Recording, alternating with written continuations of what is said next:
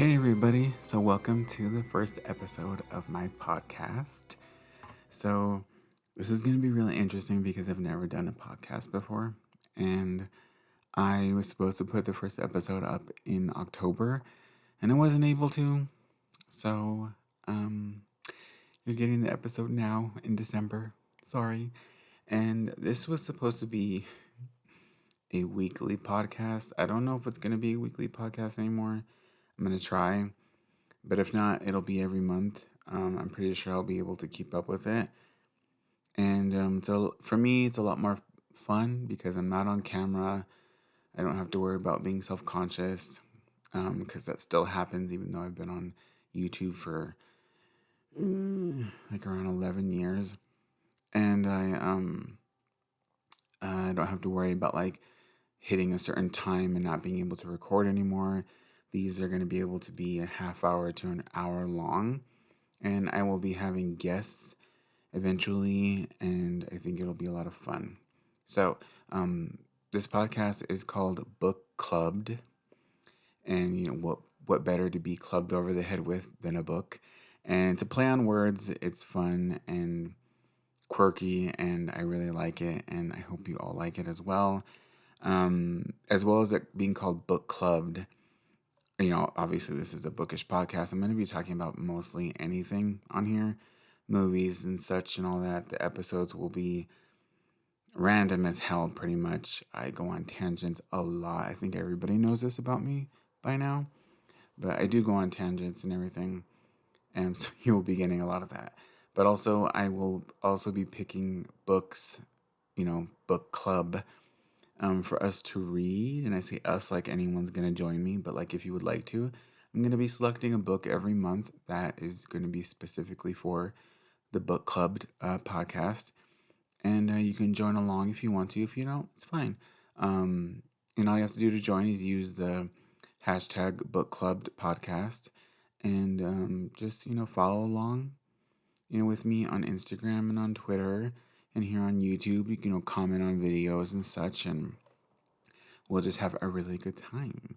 So mainly these books that I'm going to be selecting are going to be mysteries and thrillers, mostly middle grade and adult. I don't really read a lot of YA thrillers, but once in a while maybe I'll sprinkle them in. They have to interest me like a lot.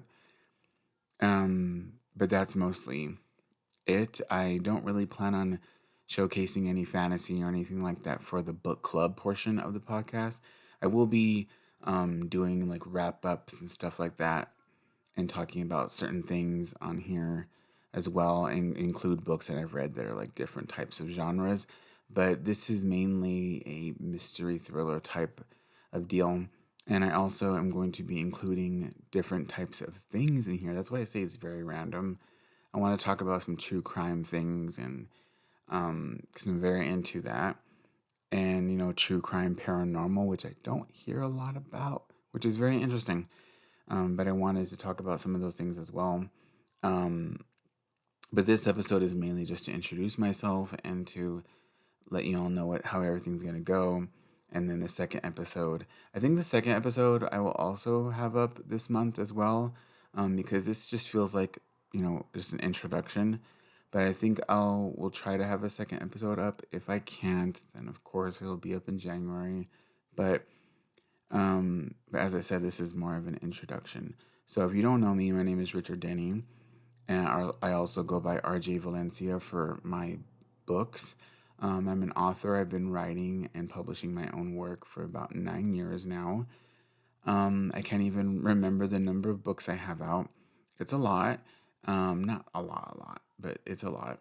And my most latest release is One Day with Miss Penderly, and you can find that on Amazon and any other place that you pick up your books. And I do have another book coming out at the beginning of 2022. So that's very exciting. I'm going to be talking a little bit about that. I want to talk a little bit about writing too as well, because it's just been really, really interesting. Just like, I don't really know. Like, my writing process has changed so much since getting this job that I have now, that I've been at Starbucks for 3 months now. And I don't work at a big store, Starbucks. I want to, say that. Not that there's anything wrong with me working in a Starbucks that's inside of another store. It's just people get a lot of flack, which is so odd for not working, for being, saying you work at Starbucks, but you actually work at a Starbucks instead of a Target. You still work at Starbucks. You still are going by Starbucks rules and everything. And you're a barista still. It changes nothing. There's this weird like hierarchy with people who work in the big stores that are just mainly Starbucks stores, and it's like, oh, they feel like they're better than people who work in the little kiosks, and it's bullshit. It makes no sense. We're all the same. But I've been there for 3 months, and I am enjoying myself. It is difficult though for the holidays. I close by myself. I think I've mentioned it before, so there's extra work for me to do on my own, which is not very exciting. I will say that. I normally don't talk too much about my job like online because I get scared that someone's gonna find it and like I'm gonna get fired or something. But I don't like that I close by myself. I don't think anybody would. And technically, we're hiring, but they never hire anyone, which is so weird. And let me just say this. Okay, the store that I work at Starbucks, but the store that is the main store is Albertsons. I will just say that because everyone has pretty much guessed by now. And yeah, and they have been hiring for Starbucks for 3 months ever since I got there, and they haven't put anybody else in there with me because I'm alone.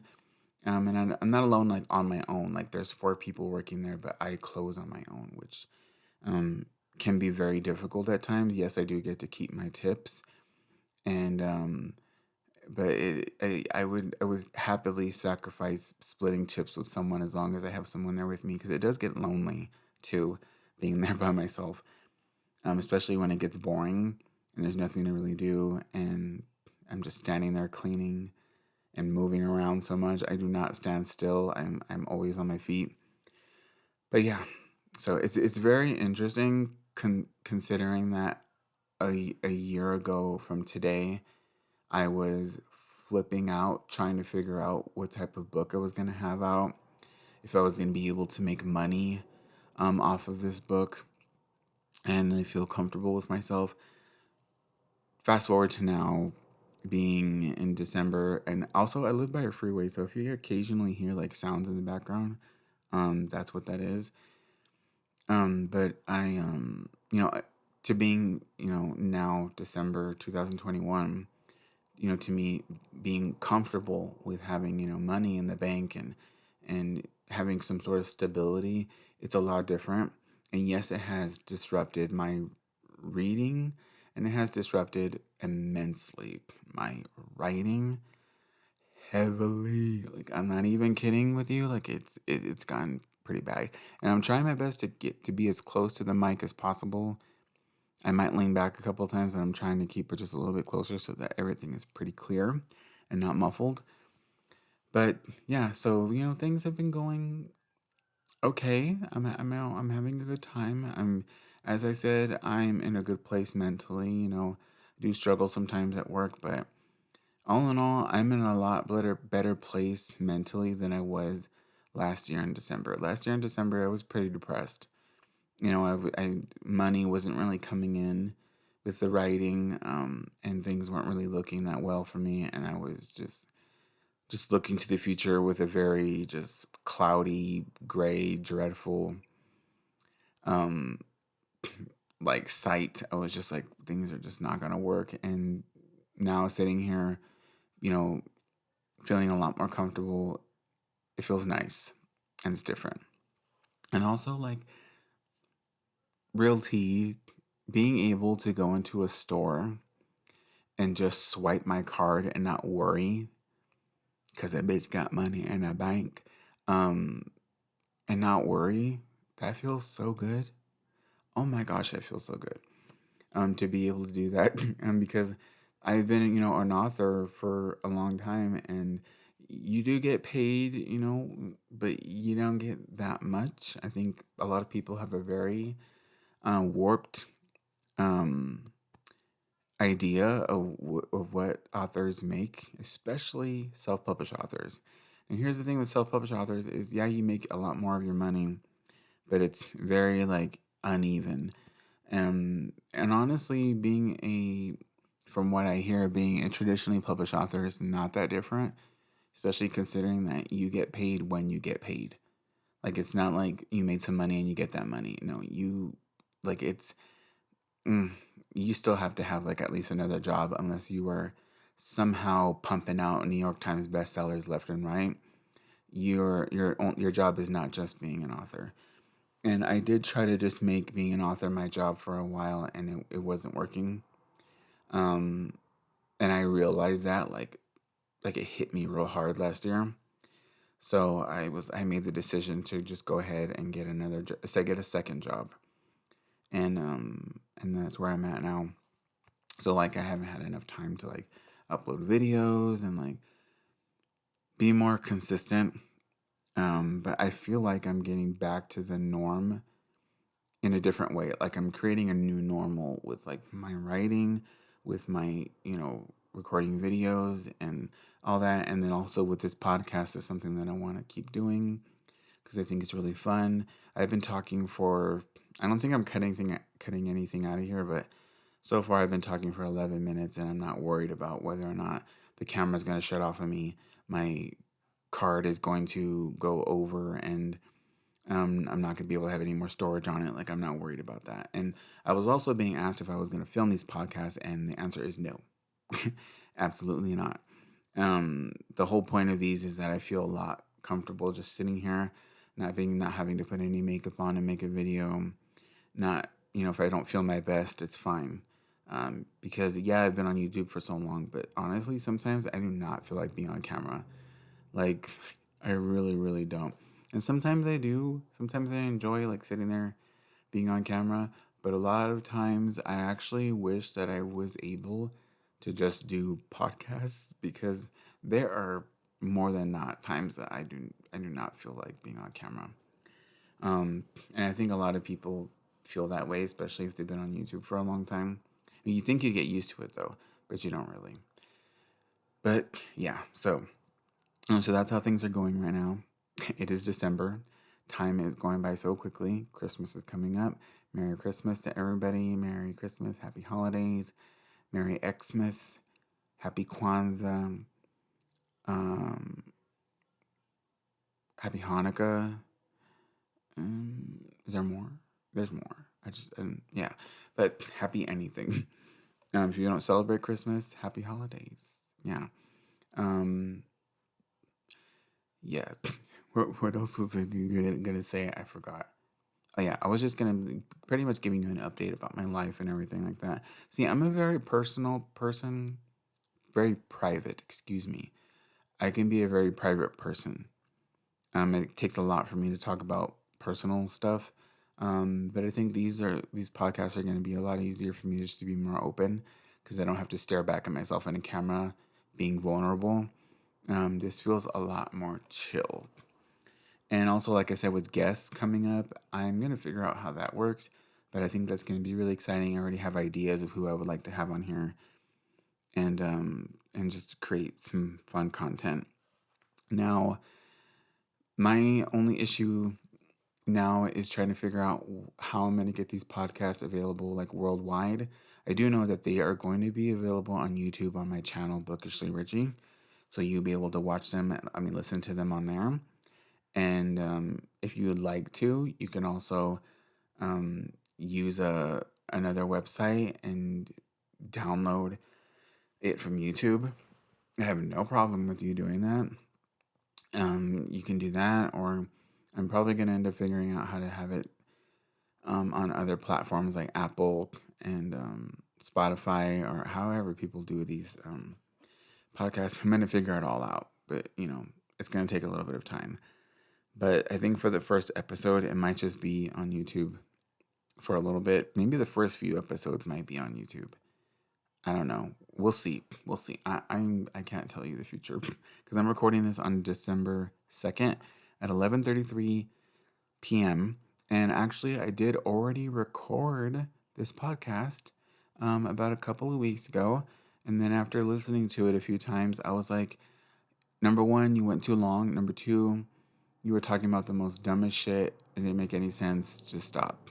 So I'm re recording it now, basically. But okay, so enough talking about life and everything. Let's get to the juicy stuff, which is my reading and my writing. First, we're going to get to my reading. So I've actually been doing a pretty good job. Pat myself on the back a little bit. Reading at work. I know people are like, wait, what? Is that is so sneaky. It is. But listen, there are people at work that I see all the time, and this is in the store, not in the Starbucks. Well, there's a couple of people in the Starbucks who do it too, but a lot of people have one headphone in, and they're like listening to stuff while they're working, which is, I mean, it's against the rules. Like, you're not supposed to do that, but people do it anyway. People who worked there for years have told me, like, yeah, I listen to like stuff on, on my headphones, and then when a customer comes up, I just like press pause. So I'm like, oh, but like the thing with me is that I get anxiety and very panicky. So having an earphone in, and especially the earphones that I have are those noise canceling ones that once you put the headphone in, you can't hear shit out of that ear. So I can just imagine me doing that and then trying to focus on no, I can't. So basically what I do is I wait till I close, which is I close every night at 7:30. And if I have, oh my gosh, I obviously have like my days off, but mostly every night I close at 7:30, and at 7:30 I go into the back room, I grab my jacket, I get my headphones out of there, connect it to my phone, and I listen to audiobooks while I'm cleaning, while I'm getting everything ready and prepping everything for the next morning. And it's very calming for me, very chill, and I have been fully enjoying myself reading these audiobooks and just having a nice time utilizing audiobooks, especially, working and getting work done, not listening to an audiobook and just sitting there slacking off. I don't do that. But like but to each your own. You want to do that, get that coin. To each your own. But like I've been having a nice time doing that, and I've been reading a lot more than I thought I would have. I haven't read a physical book in so long that it's bothering me like a lot.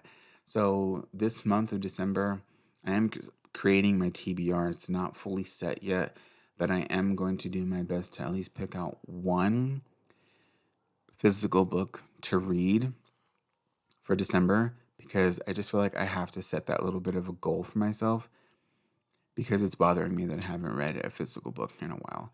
And I don't want to become the person, which is nothing wrong with that. There's nothing wrong with it. There are people out there who are blind, who listen to audiobooks. And I don't know why I'm saying this, but I feel like I don't want to become that person who is just only listening to audiobooks. Like not that there's nothing wrong with that. Just like I said, just people with disabilities out there. Who have no choice but to do that. But like there's a thing with physical books that there's something about them, right? Just holding a book in your hand and reading, turning the pages, the smell of the books, the words, just I don't know. There's something about them, right? So not depriving myself of that for basically 3 months, honestly, has been pretty intense, and I don't like it. So I'm going to set a goal. At least every month I'm going to pick a physical book for me to read. And hopefully, that goal will get done. And I'm not really like going to beat myself up about it, but it's something nice that I would like to do. And speaking of books, the podcast, I'll be picking either an audiobook for myself, obviously, or maybe that will be the physical book of the month that I pick that will also be for the podcast. But like I said, they're mainly going to be thrillers and stuff like that. And I'm not picking a book this month because I just, have done this podcast out of nowhere. I mean, it is the beginning of the month, so technically I can pick one. But I just wanted to start this out, pretty regular. So I think next month I'm going to go ahead and pick a book for everyone to read, along with me, and also, tell people beforehand so they don't listen to the podcast and go, oh my gosh, let me go find this book somewhere. I don't want to spring it upon anyone. So just get ready for next month. It's going to be me picking the first book of this podcast and this book club. And I really love the name. Like, I couldn't believe that nobody had taken that name, book clubbed. Like, nobody. And I was like, wow. So I felt really good about that. I'm happy about it. And I think it's going to be a lot of fun. And so back to reading. So as I said, I've been reading a lot. I think the last book that I read, give me a moment here. I'm actually sitting in front of my laptop, and I'm going to go ahead and go to Goodreads, and I'm going to go ahead and do a little bit of a wrap up right now, because why the hell not? We're able to talk about whatever the heck I want on here. So let's go ahead and do that. Oh, let me go ahead and get to this first. What I'm currently reading. So what I'm currently reading is Misery by Stephen King, and obviously listening to it on audio. I'm really enjoying it so far. Obviously, I really like Stephen King, but I love the movie with Kathy Bates, and I think James Caan.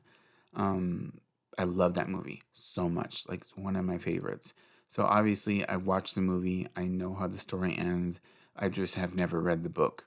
So this is my first time reading it, and I'm enjoying it so far. It's basically pretty similar to the movie, which is, um, not that different compared to like his other books are pretty well adapted, to me.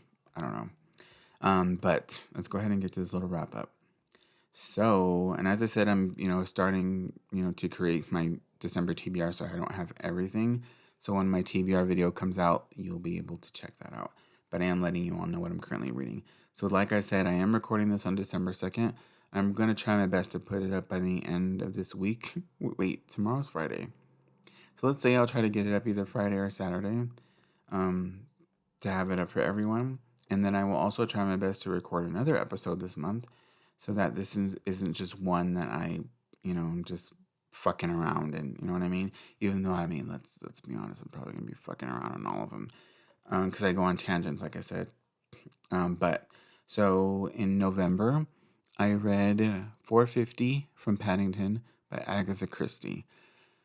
I enjoyed it. I like the TV movie a lot more. It's the one starring Geraldine McCowan and Pam Ferris. Um, I love that one. I love that one so much. I know a lot of people really like Joan Hickson, who was Miss Marple for a while, but there's just something about Geraldine McCowan that I love so much, and her Miss Marple is just like top tier. Like, nobody can like touch her Miss Marple. But I read that one, enjoyed it, but I do like the TV movie more. And then I read Nighttime is My Time by Mary Higgins Clark. And let me tell you guys, I'm going to take a sip of something. Hold on.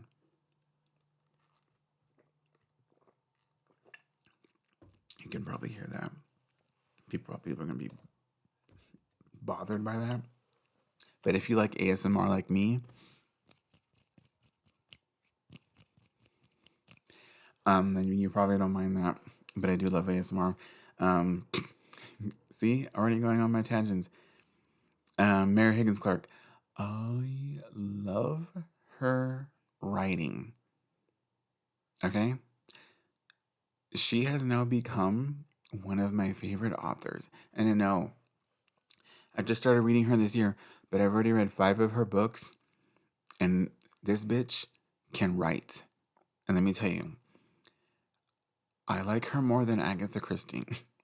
Controversial, but she is just so good. And the thing about her books is they're not like amazing. They're not like, they can be pretty predictable, and they're very cookie cutter thrillers, but like they're so good. And especially reading them on audio, they're just so much fun and cozy and spooky and twisted and thrilling. I really, really enjoy her books. And She's honestly has become one of my favorite authors. So she's right up there with John Bellairs. And speaking of John Bellairs, next month is John Bellairs month, so that's exciting. But yeah, Mary Higgins Clark, so amazing. And Nighttime is My Time was actually pretty good. I really liked it. I think I gave it 4 stars. It was pretty creepy.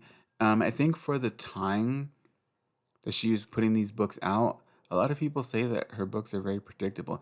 But you honestly have to think, if you're reading them nowadays, I don't think it's a good, you know, I don't I don't think it's valid, let me say, to say that her books are predictable considering when they came out. Like, let's say, hold on a second. Okay, so the first one I read from her was Where Are the Children? Now I have it with me right here. I don't know why I feel like doing ASMR on here now. It came out in 1975, okay? So for 1975, this was not predictable to people. I mean, as far as I think. And the way that this ended and how everything wrapped up, this was a really, really good book, and I highly recommend Where Are the Children, especially the audiobook. I'm surprised they haven't made a big movie out of it. I think they did make one. Wait, was it a TV movie back in the 80s? But I watched it, and I watched some of it, honestly. It wasn't that good. But Where Are the Children is really, really good. But yeah, so Mary Higgins Clark, I've gotten to her so much and I love her. And I do know that at the library bookstore by my house, they have a lot of her books. And I went there recently and, bought a few of them.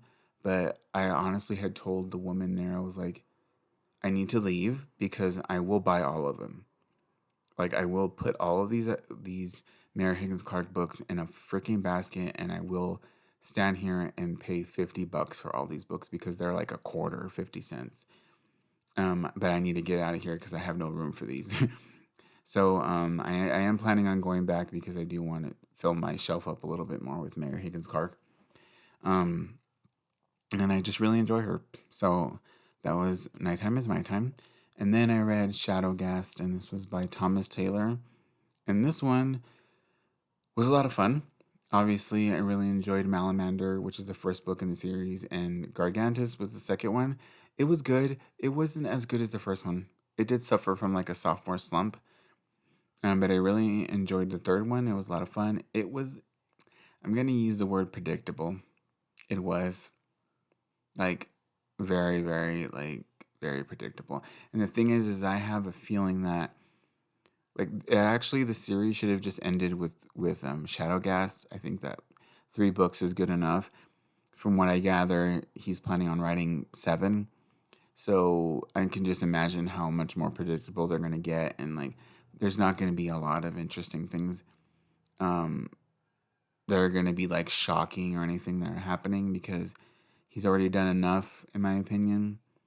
And I just don't see the need for 7 books. It seems like he's trying to pull some Harry Potter bullshit, and there's no point. Why 7? That's so many. And no, I don't. There's just no. But the thing is I will probably still read them because I like the audiobooks, because I like the narrator, Will M. Watt. He's an amazing audiobook narrator, and I think I'll just continue to read them on audio. I don't see myself purchasing them. Maybe the second and the third, and just having the 3 on my bookshelf was good enough for me. But basically, I have the first 3 books in the series of Unfortunate Events series in a bind up, and those are the 3 ones that are my favorite. And I actually don't plan on ever owning the whole series because I just don't see the need. I read it before. I love the series, but I don't need them. And I like the first 3 more than anything, and I have them already. So I feel like I just need the 3. So that's basically how I feel like with Earring on Sea. I feel like I just need the 3. And he's a really great writer. I really love his books. I love the seaside stuff and everything. But I just don't see the need for 7 books. That's taking it a little too far in my opinion. Um, but like I don't know. It's just yeah, yeah. I don't know. That's just me. But I read Shadow Gas. I enjoyed it. It was fun. Obviously, read it on audio. And the narrator, as I said, is amazing. Okay, so then the last one I read in November was The Unadoptables, and this is by Hannah Took. This one, it was good. It just wasn't for me. I think I gave it 2.5 stars. Oh, Shadowgas, I think I gave 4 or 3.5 stars. Either, I don't know. I don't know which one. But 2.5 stars went to The Unadoptables. The cover is really nice, and the story sounded fun and interesting. I do know, I'm not going to sit here and pretend like I don't know, that there was a little bit of a scandal slash controversy because of the title of the book. And I still read the book anyway because I think the controversy was unwarranted. And that's just my opinion. I think it was just very unwarranted because I think the thing with that is that you're gonna have a different opinion. Everybody's gonna have a different opinion on whether or not the title of the book is too triggering, I guess. That's what people's problem was. People were saying, like, well, as an adopted parent, as a teenager who's been adopted, this title hurts my feelings. And the thing is that I don't see why it would. Um, Especially considering the book is not a offensive book. Like the book is not about kids who are unadoptable and just like the book making you feel like shit. That's not what the book is about. It's a fantasy. It's a cute little story. Like there's nothing offensive about it. So I just don't see how a controversy slash scandal could come out of that. I don't get it. Um, but like to each your own. No, if you are triggered or offended by the term unadoptable used as a book title, um, I mean, there is already a book called Unadoptables. But like, if you're offended by that, then that's you. Like, no one's gonna tell you that you can't be. But as a person who has sisters who are adopted, I wasn't offended. I was not triggered, and I did actually ask one of my sisters, how she felt about the title, just to see, because she likes to read too, and she said that it meant nothing to her. That she thought it was actually like a pretty cool title.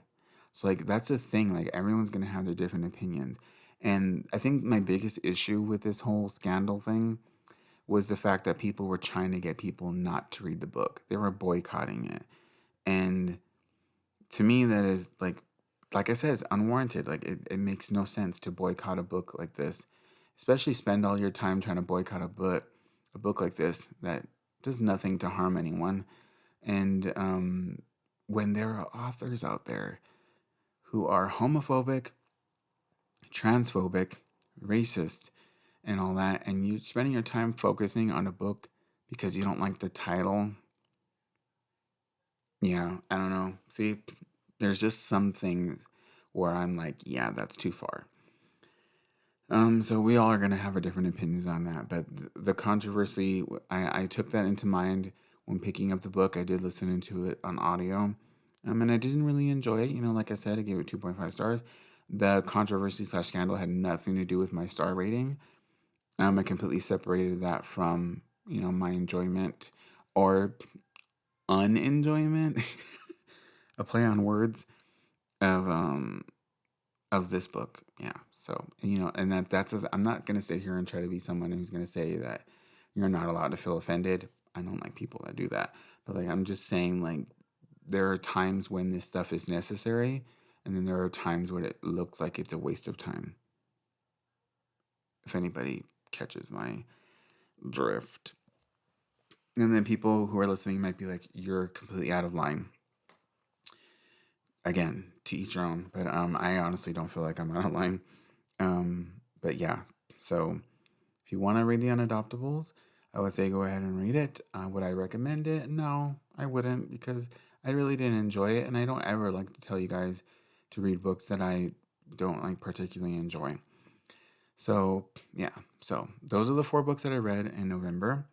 And that's my little bit of a wrap up. For October, I did read. Let's go ahead and just do November and October. We're going backwards, but I read in October. Hold on a second here. I'm trying to see if I read Coraline in October. Let me check. I'm thinking that I did, but I am not sure. No. Okay, I read Coraline in September. All right. So scratch that. So I read was it Later by Stephen King? Yeah, hold on. I'm looking at Goodreads right now actually while I'm doing this. Okay. I had read Later by Stephen King. Um okay. This one was okay. I gave it 3 stars. It seemed like a short story that was in a Stephen King omnibus somewhere, and they in a collection somewhere, and they just pulled it out of there and put it in a book form. That's what it seems like. Something about it just seemed unfinished, and I didn't really enjoy it that much, which is funny because I really usually enjoy Stephen King. So that was pretty interesting. So I read Later by Stephen King. And then I read one of the most popular books right now. Everyone's talking about it, The Final Girl Support Group. And this is by Grady Hendrix. And I think I gave this book 3 stars. The only reason that I think I stayed reading it was because of the narrator of the audiobook, who is the amazing Adrienne King, who is from Friday the 13th. She's the first final girl, and she's Alice in Friday the 13th, and the original 1980 version. And she did such an amazing job narrating this audiobook. This was her first audiobook that she narrated, and I can only hope that she continues to do this because she is very, very good at it. And so this was, it was good. It's just, it dragged so much, and like, and supposedly they're making a movie out of it, which I think the movie will be better. Yeah, I think the movie will be better, but I really didn't.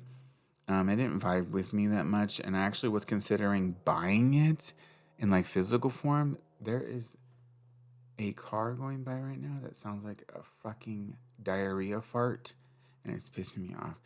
Um, but yeah, so Final Girl Support Group, it was all right. Okay, and then The Legend of Skeleton Man by Joseph Bruchac. Okay, it's a duology, and it's 2 books in one. And let me just say first, the second book was unnecessary, like unnecessary as fuck. Listening to the second book, I was like, why? Like, do you know when people write unnecessary sequels, when they make no sense? That bothers the shit out of me. It made no sense. Like the first book was actually pretty spooky. It was thrilling and odd and just really, really good. And I really enjoyed it. And I enjoyed listening to the audiobook, but the second book, oh yeah. So for the first book, I would say I give that 4 stars. For the second book, I'm gonna say I'll give it 2 because it wasn't worth it to me. And honestly, if I would recommend the first book to you, that's all I would recommend. You don't even have to read the second one. Like, there's just nothing new. It's nothing new. It's basically, to me, just like a repeat of book 1. Seems like the first book did well, and they were like, let's give us the second one.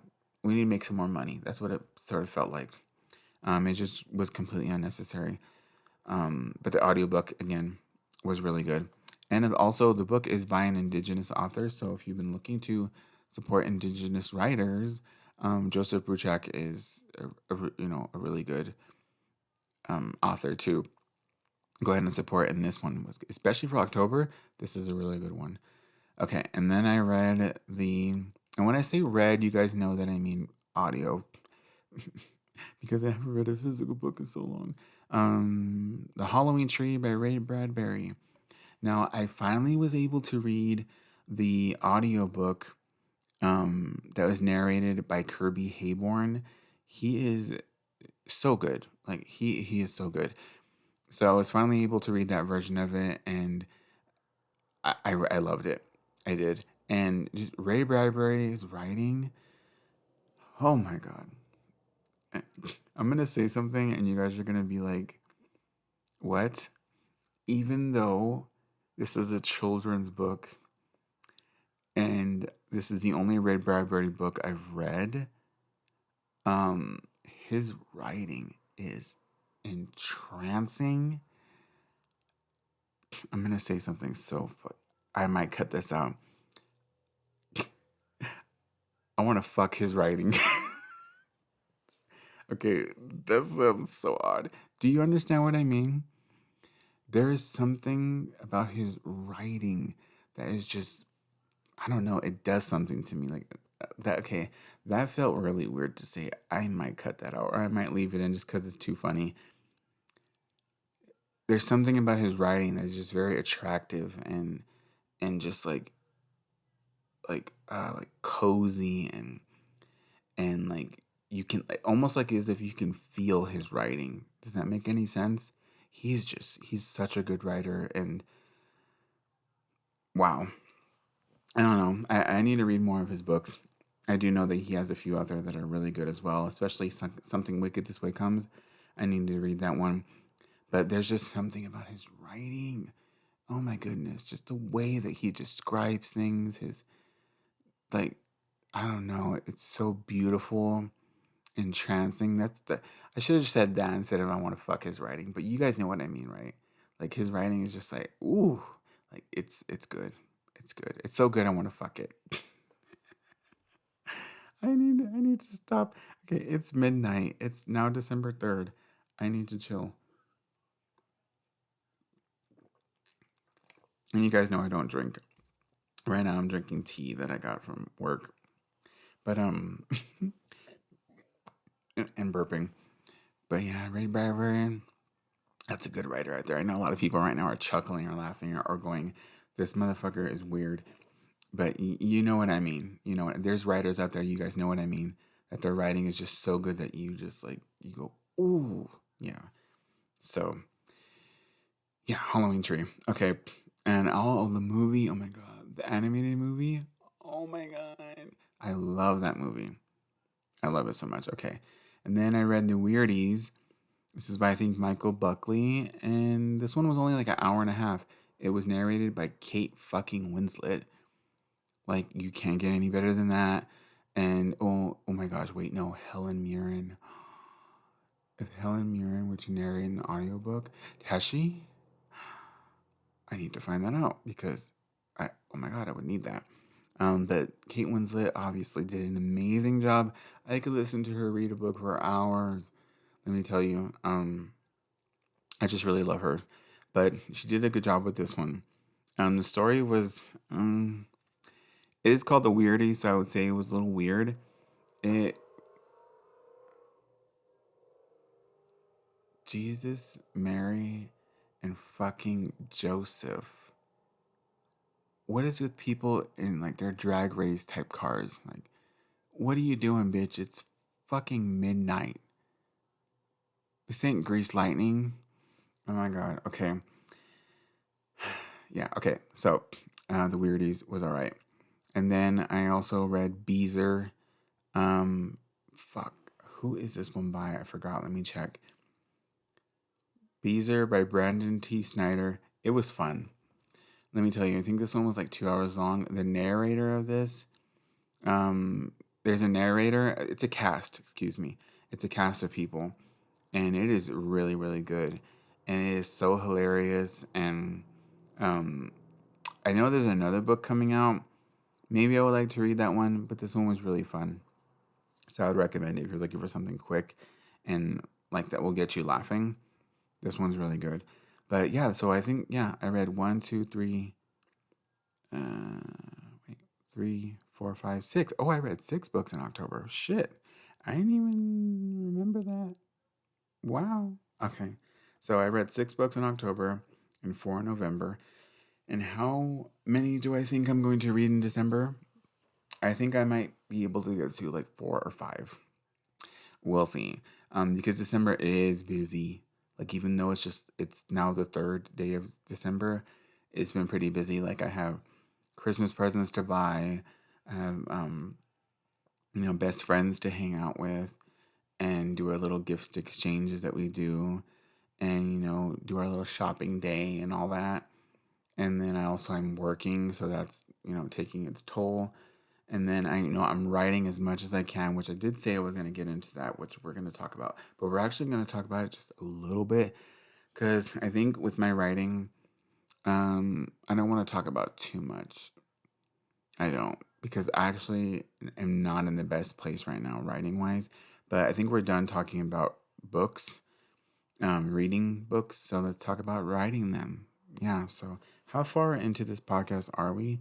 Let's go ahead and check that out. All right, so we're 45 minutes in. So let's go ahead and talk a little bit about my writing and how it's been going, because I know I've been getting a lot of questions about that lately.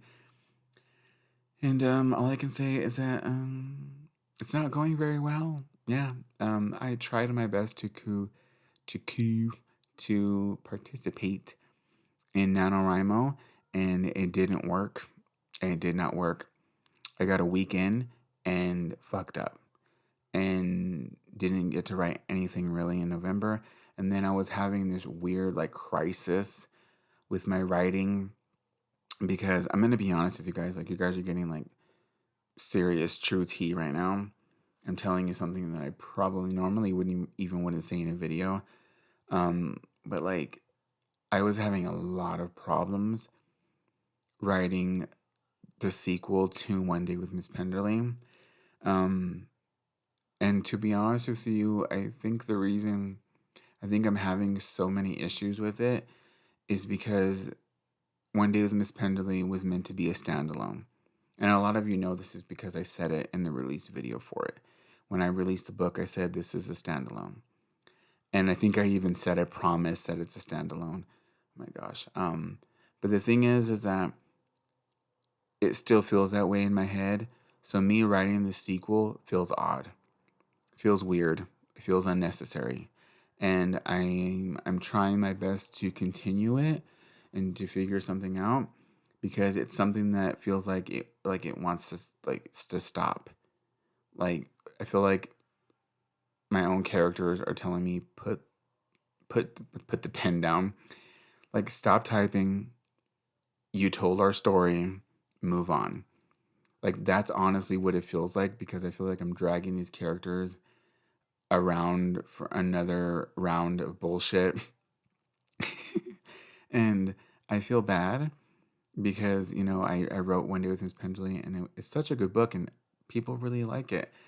And I know people want more of the characters in this world. And let me tell you, though, you are getting more of this world.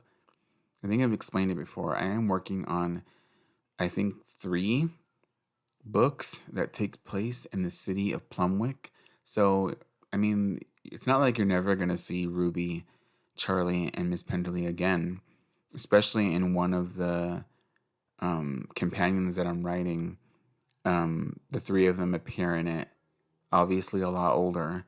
And I'm really excited about that one. I'm not sure when that one's going to come out. It's that one I've been working on for so long. I think you all remember on Twitter, I posted about it back in like 2015, I think. And it was the one about the cat in a curiosity shop window. I know a lot of you right now are probably like, yeah, I remember. Yeah, that one. I've been working on that one for that long. So yeah, that is how long I've been working on One Day with Miss Pendley. Actually, I think I started working on Miss Penderly probably a year or 2 after um, the one with the cat in the window. But I just knew I want to explore this city so much more and these characters and this world and just have fun with it, right? So when I began not to have fun writing the sequel to One Day with Miss Pendley, that's when I knew something was up. So that's why I sort of cut NaNoWriMo short because I was like, this isn't working and what's going on? So what I did was I stopped and I think I had about 13, maybe 14,000 words of it written. And I was like, all right, something's telling me to stop. So I did. And I'm not saying I'm not going to pick it up again. But like right now, it's not something that is extremely important to me. Um, how do I say this? I would like to still release it if I can finish it. But I don't want to make any promises because I already feel like shit for teasing it to everyone, saying that, oh yeah, I am going to write a sequel, knowing full well in my head that I had created this story as a standalone. And the thing is I created their story as a standalone. So Miss Penderly, Charlie, and Ruby, this story was their standalone big adventure story. And then they were going to be like minor cameo characters in the other books. That's what it was supposed to be. And it's like in my head, it's like, well, why not just stick to that? Like, why are you trying to push a sequel out when it should be organic? Like, it should just come out and be fun to write. If you're not having fun writing something, there's a problem. And I think that's what was going on. And the thing is like, there's no like time. Like, I'm not sitting here trying to be like, oh my God, I have to have this book out next month or something like that. No. I'm not doing that anymore. Like, I'm not giving myself time limits because I can't. Like, I have this other job. I can't do that anymore. I can't just sit here and write all day. Which sucks, honestly, because I would like to do that. There are times where I would just like to sit home and just write all day. And even on my days off, sometimes I'll try to sit here and write and nothing will come. And it's annoying. It's so weird. But I am working on a few things. The thing with me is that I don't just work on one book.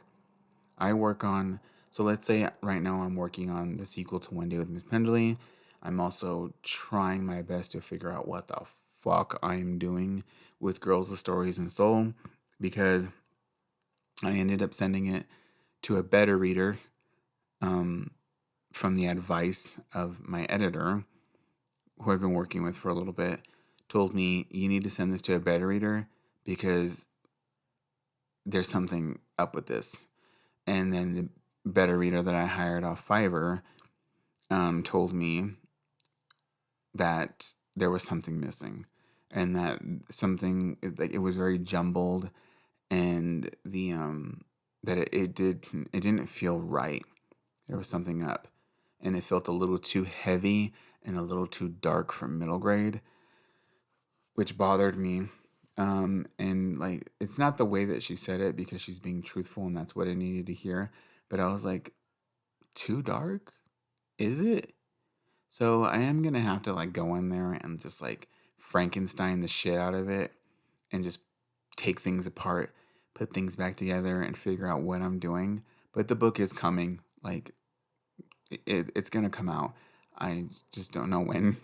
And that's why I get so irritated at myself sometimes when I announce books and stuff. And I think what bothered me the most about this one is that I have an arc of it, and I showed it to you all on a video, and it was real to me. That means it's real to me. And I was like, no one can say nothing. Like, I have the book right here. Like, nobody can say you're just saying this and the book's not coming out. And what happened? The book didn't come out. It was supposed to come out in August. Well, actually, there's a couple of factors. The factors, the better writer, better editor. Oh my God. The better reader, my editor, me, and then the job that I got completely took over. And it actually, I think it's a job more than anything. But maybe that's a good thing, because then I wasn't able to put out a piece of shit for you all. Because I don't like putting out pieces of shit. I've done it before and I don't like it. So maybe it's a good thing that my job jumped in the way of it and stopped me from releasing it in a way, because I think I did need to put a lot more time into it than I thought I had. So I guess that is a good thing. I'm getting pretty candid. But yeah, so right now I'm actually looking at it. I'm looking at Girls with Stories and Soul and One Day with Miss Penderly. And looking at Girls with Stories and Soul and being like, I thought that book was done. But I need to fix it a lot. And yeah, and now honestly too, it's the longest book I've ever written. How did that happen? I don't know. You guys know me. I don't like to release or even write long books because that's just not my vibe. I don't even like to read long books. You guys know that. But like writing long books, like who has read a book from me longer than 250 pages, right? Like I don't know how many pages this would be. Wait, hold on a second. The arc, I have it right now. I can just look. So the arc is 298 pages, right? But I think it's around 70 something thousand words. So it would probably be a lot more, especially now that I have to like fix everything. It's probably going to end up being a lot more. But I think it's going to be the longest book I've ever written. And it just feels, there's something about it that's very cinematic. If I say, if I say, do say so myself, it's very cinematic. Like it feels like you're reading a movie. And that's what I always strive to do anyway. Like one day with Miss Penderly, freaking Netflix could come to me and be like, "Hey, we want to make your book into a movie," or Disney Plus, and they could take it straight from the book and make a whole movie out of it. Like there's nothing you need to cut out or anything. It's made to be made into a movie. And that's why I've always like really enjoyed about my writing is that I come from a love of movies first, that when I write my books, I write them as if they were movies. So like, The Library of Souls could 100% be a movie like on Netflix or Hulu or something, and it would be really fun. And like, you know what I see? Okay, I'm dreaming here, but like, I feel like, gosh, how do I explain this? Okay, I feel like it would do really well on Netflix. Why? Because I feel like it's pretty similar in like the vibe to The Haunting of Hill House, and um, I think like if it had that vibe and it was made into a movie, it would do really well. And I just think like I don't know, one day maybe that has to happen because I think it would be a really good movie. A lot of you have said you think that The Library of Souls would be a really cool movie, and I agree. And maybe one day that will happen. But yeah, so back to the writing. I mean, we're still talking about writing, but back to like the current right now. So I'm working on One Day with Miss Penderly's sequel.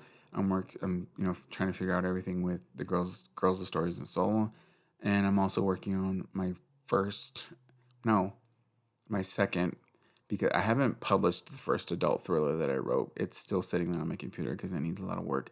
But I'm already writing my second adult thriller, and it's pretty intense, pretty graphic, honestly, and um, not for middle grade readers. But I think somehow with my writing, some people will still read the book and be like, this feels like a middle grade book. Really? Really? Yeah, that's a pet peeve of mine when I read reviews sometimes and I released YA or something and they're like, this feels like a middle grade. I'm like, how? I don't get it. Like, I don't know, maybe because I've written middle grade so long that my writing style is just like made for middle grade books. But I do like to dabble in other things. And writing an adult thriller is fun. For me, it's fun. And like I'm not really like trying to take it too seriously because either way, people are not gonna like it, and people are gonna love it, and there's gonna be people out there who are gonna fucking hate it. But like, I'm not taking it too seriously. I'm just having fun with it. It's very twisty, very spooky, very like I don't know. It's a lot of fun, and I really like it. And I'm hoping that maybe in a couple of years, or maybe in a year or so, I'll be able to have it out for you all. It will be really fun. So yeah, so I'm working on that, and then I'm also working on a couple of other things. Let me look and see if maybe I can just list a couple of them, couple more off to you all. Um, okay, yeah. So I'm also working on Journey to the Other, which I mentioned in my, talking about doing NaNoWriMo. That is a middle grade fantasy, which is um one of my favorite books. I think that I'm writing it still, honestly, but like it, oh my gosh. I love this one. I love it. It reminds me of like a Studio Ghibli movie. Like Miyazaki could direct this and turn it into an animated movie. Like it would work perfectly, and that's why I wrote it. Like I wrote it so that it would feel very whimsical and um very Miyazaki ish. Like I really just I was very inspired by like Spirited Away and Howl's Moving Castle and very like classic. I guess classic like John Belair's and Diana Wynne Jones, and just very those vibes. Like I wanted something that was, a little bit dark, but also very whimsical and fun, and just very heavy on like on the fantasy and like on worlds and like going into different worlds and stuff like that, doorways, and just having a lot of fun. Yeah. And I really enjoy, I'm really enjoying writing this one, and I'm taking my time as much as I can with it because I really want this one to be a lot of fun for everybody. And yeah, so Journey to the Other. And then let's list one more. Let's talk about one more. So let's see. Oh no, let's talk about two more. So I'm also working on this one. Um, right now it's just called The Sinking City, and it's a middle grade book, and it's about a young girl who lives in the city that is sinking, and everybody in the city wears rain boots because there's water in the streets, and people come from far away to take pictures of it and to like you know be a tourist and buy souvenirs and stuff. And there's a woman who rides through the city on a door with all her cats, um, obviously because she can float across the city because there's that much water. And it's based on Venice. Like it's loosely based on Venice, Italy. Because Venice is sinking. It's just so sad, and I've always wanted to visit it. Maybe I still can before it goes under, which that would be so sad. There has to be a way that they could fix that. Fucking global warming. But yeah, it is loosely based on Venice. Like it and it's but it has fantasy, like there's stuff going on. There's magic, there's witchcraft, there's villains, trying to awaken old creatures. Like it's very fun and seaside, and I really like it. So I'm working on that one as well. And then the last one I think I'll mention is um what do you call it? As Good as Dead. And As Good as Dead is the one, my adult thriller that I have written already. And I say that I've written it already, but like it definitely needs a lot of work. And this one I actually released, and I think you can still get it right now. Like you can still purchase it. A short story involving the characters, and it's called Blue Monday. You can get on Amazon, I think, and it's the characters when they were younger, and it's Perry and Violet, and they are I think Perry is 16, and I think Violet is 13 in that story, and it's very graphic. I'm gonna tell you, it's an adult um thriller. It's a short story, but it's very like it's twisted. Like think like Dexter. And basically it's about a brother and sister who come up from a family of serial killers. And um, Perry is not a serial killer. He's actually never killed anyone. And his sister is a serial killer. And the thing is that what's so funny is that I published the story in 2013. I think it was February of 2013, which there's evidence of it. I say that because, God, if I can just count the many times I've been called a copycat when I've actually done something first. Um, and there's books out there about a person who has a sibling who's a serial killer, and they help clean up the bodies and stuff like that. And like these books have come out in like 2017 and 18, and I'm like, I did that. Like I'm not saying I did it first, but like that's what my story was about. So I could just imagine releasing it now and then being called a copycat. But like I got evidence, bitch. I got receipts that I released that shit so long ago. So nobody can tell me anything. But basically, that's what it is. It's a story about a guy who, it's an adult thriller about a guy whose sister is a serial killer. And he basically goes and gets people, he collects victims for her to murder. And he eventually gets tired of it. And eventually, someone in their town that they've been living in for so long starts killing people. And Perry thinks it's his sister, and he thinks she's keeping these things from him because they're supposed to keep it like very low profile as much as possible. And then a sheriff's son comes to town and is trying to figure out what's going on. And so, Perry and him obviously get entangled in it. Perry is gay, and there's LGBT vibes going on. There's a mystery writer who moves in across the way who's writing her newest book, and she decides to come to this town to do it. And it's very like gory and cozy and weird and just twisty. Yeah, I like to say twisty, but it is. It's very that. And I've been oh my god. Yeah, I've been really wanting to release this one for a long time. And haven't had the chance to, but it does need a lot of work. It does need a lot of work. It's told in two POVs from Perry and his sister, and it's very fun because Perry is, it's first person and everything's happening in real time. With Violet, everything's happening in real time, but with her point of view, she's talking to her mother who's passed away. And so she's not talking to the person reading the book, she's talking to her mother. So she's talking in a way that's like, well, Perry did this today and you would have been disappointed, but you always taught us this. So she's talking to her mother and explaining things and basically telling her mother how life is going. And Perry's living in real time and trying to figure out what the fuck he's gonna do because his sister's driving him insane. So yeah, it's a lot of fun, and I really like it, but it does need a lot of work. But yeah, so those are the ones that I'm working on right now. And I know I probably said a little too much about what I'm working on, but who cares? Let's just talk about it. So yeah, I think that's pretty much it with my writing. But I'm really happy now that I was able to go ahead and record this podcast right this time.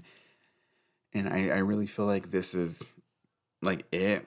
I'm not gonna have to re-record this, and I'll be able to go ahead and put this up on YouTube for you all. And yeah, we're already an hour in. And I like that. I like being able to sit here and talk. So in the comments, let me know if you guys would like my wrap-ups to be in podcast format. Not in a podcast, but in podcast format. Let me know about that because I really would like to do my wrap-ups, but sitting there and filming, it's a lot sometimes. Coming home and in the middle of the night putting this microphone in front of my face and just talking would be a lot easier for me. So just let me know if you think it's a good idea to have my wrap-ups in audio form, basically. So let me know. I'm trying to do things different with my channel this time around. The New Year's coming. I know I do the same thing all the time. I do book hauls and wrap-ups and TBRs, and once in a while I'll do recommendation videos, and I'm very basic compared to other booktubers, but I want to change things up a little bit. So I think an audio podcasty format for wrap-ups is a good idea because I'll be able to talk a lot longer about the books that I read and everything. But I'm going to try to leave that up to you guys a little bit because I also don't want to be disappointing people, because the channel's not doing as good as it used to, which it happens. But I don't want to make it even worse and have people be okay, I think I'm done here. Yeah. So let me know about that in the comments. And yeah, I think that is pretty much it. No. There is a movie that I want to recommend to everyone. It's a mystery movie. Obviously, we're going to talk about it really quickly. I have to mention this because it is a new favorite of mine. I have to tell everybody. I know it's probably pretty well known, but like I love this movie now so much. I just watched it a few days ago and I love it. Like I love it. So it is called The Lady Vanishes. It's directed by Alfred Hitchcock, who wasn't a very good man. I'd say that. He was a piece of shit. And he still is a really great director. But he okay. But yeah. But the Lady Vanishes is in public domain too, but also it is not Alfred Hitchcock's work. Like he directed it, he did all that, he created the movie, but it is based on a book. So let me just say that. I want to just say that. I'm not sure. I think the book is called The Lady Vanishes. I think it's a translation though. I'm not sure. I haven't read the book, but I do know that it's based on a book. But this movie, oh my gosh, and it takes place on a train. A train. Okay, if you know me, then you know that I love trains. I haven't been on a train since I was a kid. I don't even remember being on it, but according to my mother, I've been on a train before, but I haven't been on one ever since. I have a fascination with trains. I love them. Just thinking of trains right now, Polar Express, Christmas time. Polar Express. Yeah, trains. I love them. Like obviously like 450 from Paddington's one of my favorite TV movies. Murder on the Orient Express. Obviously, like these movies, I love trains. So if there's a mystery and it takes place on a train, you got me. You got me. And I know there are so many more mystery novels that takes place on trains. I am going to read them eventually because I love that is like that's like a thing that I really love are trains. And I've been trying to write one like a book that takes place on a train. Well, actually, um, yeah. Um, I don't want to say it, but like, yeah, I've been trying to write like a mystery type of thriller that takes place on a train, even though it's been done to the ground. Um, yeah, I do have something that I'm working on that takes place on a train, but like a mystery thriller. You know what I mean? Like I don't know. There's something about trains that I love. But back to the movie. The Lady Vanishes. Okay, so if you have not seen this movie, you need to. It's available on Amazon Prime for free. It's a Prime exclusive thing. It is public domain though, so you could pretty much find it anywhere, I think on YouTube as well. But this is a thriller that came out in 1930 something, if I'm not mistaken. And gosh, this is so good. It's about a woman who is going home to be married, and she's going to home to her fiance. I'm trying to remember, I think so. And what happens is that she hits her head. Somebody drops, I think, a flower box on her head when she's standing outside of this train station. And she is, unconscious for a little bit. She wakes up, and, these people are trying to help her on the train. This little incident happens. And while she's on the train, she meets this elderly woman, who's being very kind to her. Her name is Miss Froy. And, they go and they have tea together in, the dining car. And, things are, she's making a little bit of a friend here with this older woman. And, things are going okay. And so, these two women go back to their cabin together, and they're in a cabin with other people. And the older woman tells her, just rest your head, like you still like you hurt yourself and you need to chill out basically. So the woman goes to sleep, and when she wakes up, she sees that the seat across from her, who was occupied by Miss Froy, is empty. And then she begins to look for this woman, and nobody on the train knows who she is, remembers who she is, and even suggests that she does not exist and that she's a figment of this woman's imagination because she hit her head. Oh my God, let me tell you, that would drive me insane. And it does. Like in this movie, this begins to drive this woman a little insane because she's like, how is nobody remembering this old woman? Like, what the fuck is going on? Like, there was a woman on here and now she's missing. Like, you guys know she was on here, and everyone's like, no. Oh my gosh, you guys, I'm getting so excited talking about it. I want to watch it again. Like, this is so good. And then, you're going through this train journey with these people who you can't trust. And there's a man that she meets who is trying to, have add some comic relief. And even though it is like a thriller, it does have comedic elements to it, which I think really they fit really well. And obviously for the time era, these types of movies just I really enjoy them. Like Arsenic and Old Lace. I love that movie. If you've never seen it, you have to watch it. I just really love like black and white thrillers that have comedic elements to them, especially the Lady Killers as well. So good. But back to The Lady Vanishes. Like it's so good. She's going through this train. There's a magician on there. There's just like there's all this stuff happening, and there's a twist, and it's fun, and it's crazy, and it's wow. That's all I'm gonna say about it. You have to watch it. It is so good. And I also recently just finally watched Knives Out as well. Knives Out was also very, very good. I'm really excited to see the sequel. I think um, it was really, really good. I really liked it. If I have to say which one I liked more, I'm gonna say The Lady Vanishes, to be honest with you.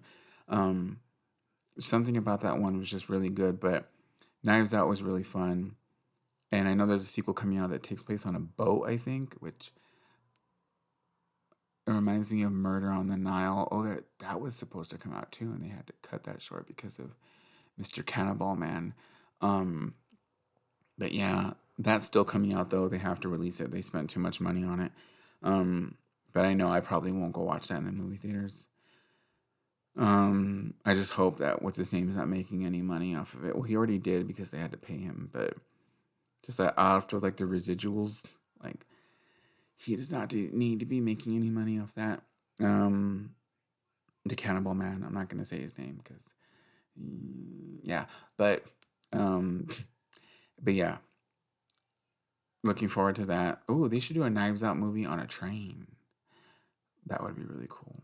Yeah, but Lady Vanishes. Highly recommend. Go check it out. It is so good. But yeah, I think that's all I wanted to talk about was that. Have a great Christmas and have a good holiday. And I'm hopefully gonna get another episode up by the end of the year. We'll see what happens. I hope you're reading some good books. I do have my Christmas movies behind me. I have a lot that I like to watch.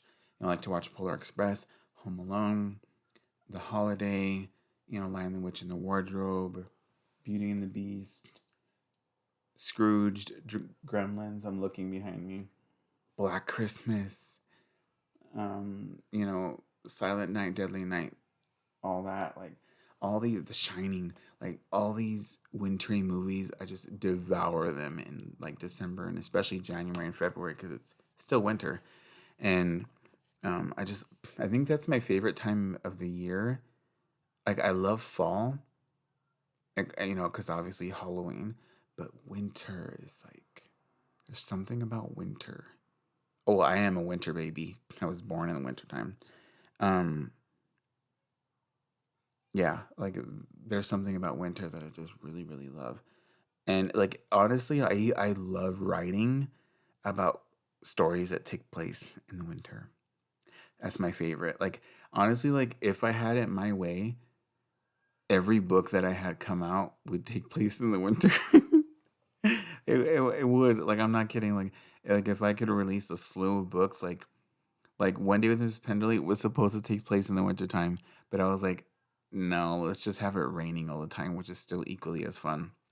But I think, well, actually, the sequel to One Day with Miss Penderly does take place in the winter. It's snowing and it's, Christmas is past, but it's like still winter and all that. And it's, yeah.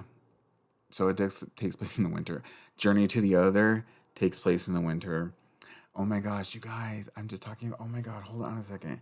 Let's talk. What? Okay, wait. Hold on a second. What did I say that I would love to do that? And if I had it my way, Okay, the sequel to One Day with Miss Penderly takes place in the winter. Okay.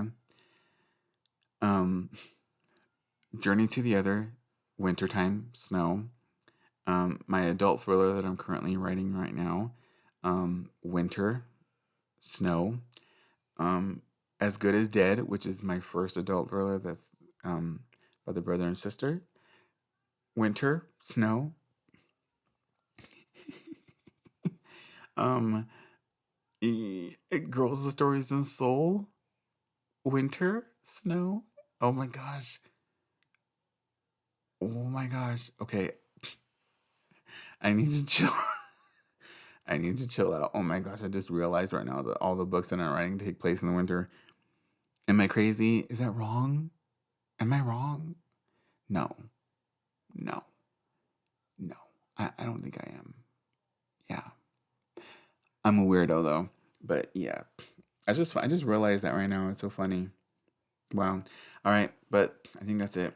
So let me go ahead and let you all go now. We've already been talking for an hour and 21 minutes. Yeah, I need to stop. So this was really fun to do this first episode. I really hope you all enjoyed it. There will be another one coming soon. If there's anything that you would like me to talk about on here, list it below in the comments. The comments are open. Please comment, and all that. And again, oh no no, I won't see you because this is not a video. I will talk to you all next time. Yes. All right. Okay. Bye.